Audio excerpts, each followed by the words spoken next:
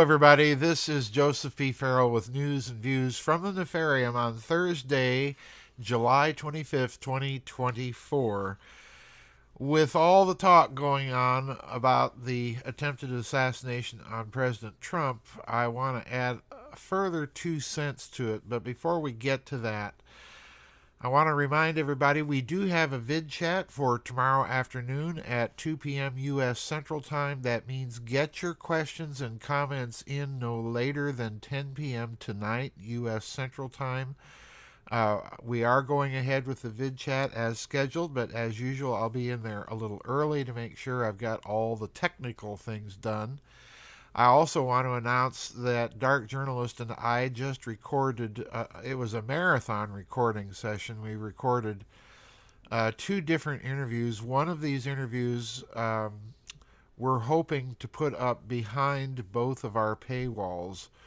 Once you hear it, I think you'll understand why we did that. But in any case, we've got a couple of good interviews coming up on Dark Journalist for you. And a reminder to those of you waiting for the Solari Quarterly Wrap-Ups with Catherine Austin Fitz. Those are now posted on her website and in the members area on our website as well. So let's get to the assassination once again of President Trump. Some of you have emailed me and asked why I haven't continued talking about it, and I want to direct your attention to the first blog that posted this week. My thoughts right at present are that while the story is interesting to watch being developed, I do believe that the most crucial period for emerging narratives is in the first few hours, if not days, after such an event. After that, you have the data obfuscators emerging, the junk conspiracy theories emerging, and as I put it in my blog at the beginning of the week, my preference is to wait for the narrative to fall out or begin to coalesce as the narrative is cobbled together, and to wait for the Mark Lanes and Harold Weisbergs and Jim Garrisons to emerge and write their books and challenge that emerging narrative. Briefly put, I do think the assassination attempt was real. I am not at this juncture entirely satisfied as to who was behind it. I can go both ways on that. I think it's too early to tell. Those of you who are leaping to certain conclusions, I caution you, are leaping to those conclusions. But I do think it's too early to tell. I do think, in all honesty, if you analyze not on the basis of wishful thinking about the kind of conspiracy you want to see behind it, I do urge you some caution, because I do think, in all honesty, and from the best reports that I've been able to look at, that this is an assassination attempt that failed. And the reason you're watching such a conflicting bit of narrative and narrative data obfuscators emerging right now is quite literally that the narrative that was prepared is no longer viable or usable. So this is a difficult position. Now, speaking of narratives and of assassinations, I want to go back to November 22nd of 1963, because this story, interestingly enough, just emerged.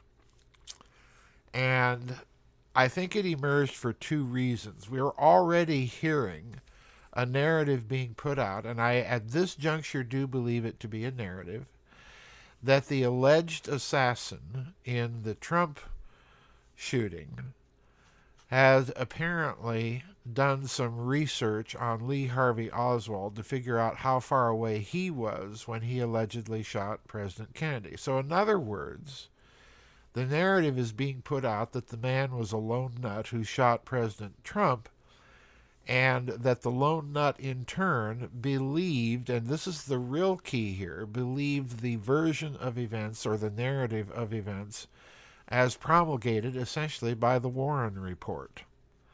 Now, that is a narrative I do not and have not and will never adhere to. I rejected it when I was 6 years old and first heard about it in the city newspaper where I was growing up, and my father's reaction to it. I can tell you for a fact that no one in our family believed the version of events as put out in the report. But in any case, what we're seeing is a subtle reemergence or a subtle linking on the part of the narrative crafters now of this event with the Kennedy assassination as the Warren Report narrates it. This is the key point. They're trying to get away with the lone nut narrative once again.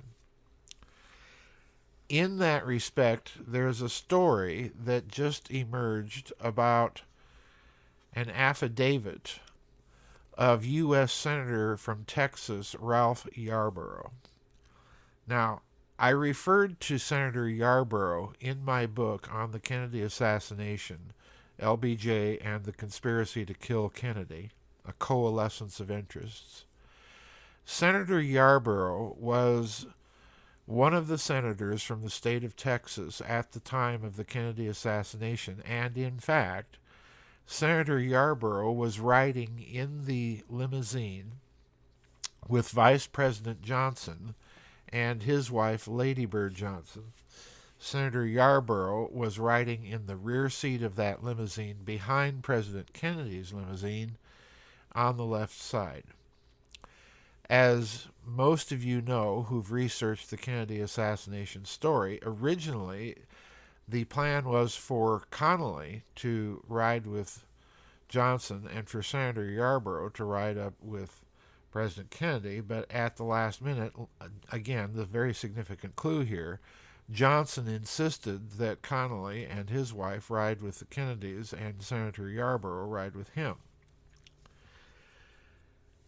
The long and short of this story is that during the meetings of the Warren Commission, Senator Yarborough was approached by an attorney for the committee and requested to write an affidavit of what he had seen and heard on the day of the assassination.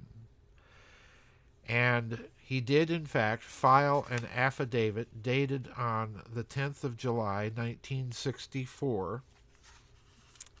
And I want to read this affidavit to you, and I will link the article that I'm getting it from. It's an article called Affidavit of Senator Ralph W. Yarborough for the Warren Commission. It was authored by John Kegel.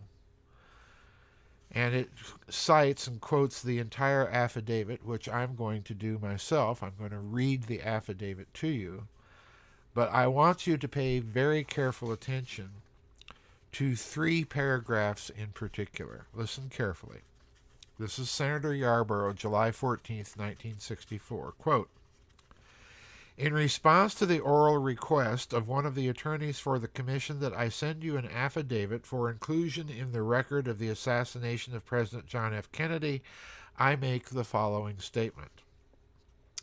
On November 22, 1963, as the President and Mrs. Kennedy rode through the streets of Dallas, I was in the second car behind them. The first car behind the presidential car was the Secret Service car. The second car behind them was Vice President Lyndon Johnson's car. The driver and Secret Service agent were on the front seat of the Vice President's car. Vice President Lyndon B. Johnson sat on the right side of the rear seat of the automobile. Mrs. Lyndon B. Johnson was in the center of the rear seat, while I sat on the left side of the rear seat. After the presidential motorcade had passed through the heart of downtown Dallas, experiencing an exceptionally warm and friendly greeting, as the motorcade went down the slope of Elm Street toward the railroad underpass, a rifle shot was heard by me, a loud blast close by. I have handled firearms for 50 years and thought immediately that it was a rifle shot. When the noise of the shot was heard, the motorcade slowed to what seemed to me to be a complete stop, though it could have been a near stop. After what I took to be about 3 seconds, another shot boomed out, and after what I took to be about 1/2 the time between the first and second shots calculated by now, this would put the third shot at about 1 1/2 seconds after the second shot, by my estimate. To me, there seemed to be a long time between the first and second shots, a much shorter time between the second and third shots. These were my impressions that day. A third shot was fired. After the third shot was fired, but only after the third shot was fired, the cavalcade speeded up, gained speed rapidly, and roared away to Parkland Hospital. I heard 3 shots and no more. All seemed to come from my right rear. I saw people fall to the ground on the embankment to our right at about the time of or after the second shot, but before the cavalcade started up and raced away. Due to the second car, with the Secret Service men standing on the steps on the side of it, I could not see what was happening in the presidential car during the shooting itself. Some of the Secret Service men looked backward and to the right in the general direction from which the rifle explosions seemed to come. Now here's the 3 paragraphs I really want you to listen to, because thus far, Senator Yarborough is more or less confirming the basic narrative of the Warren Commission.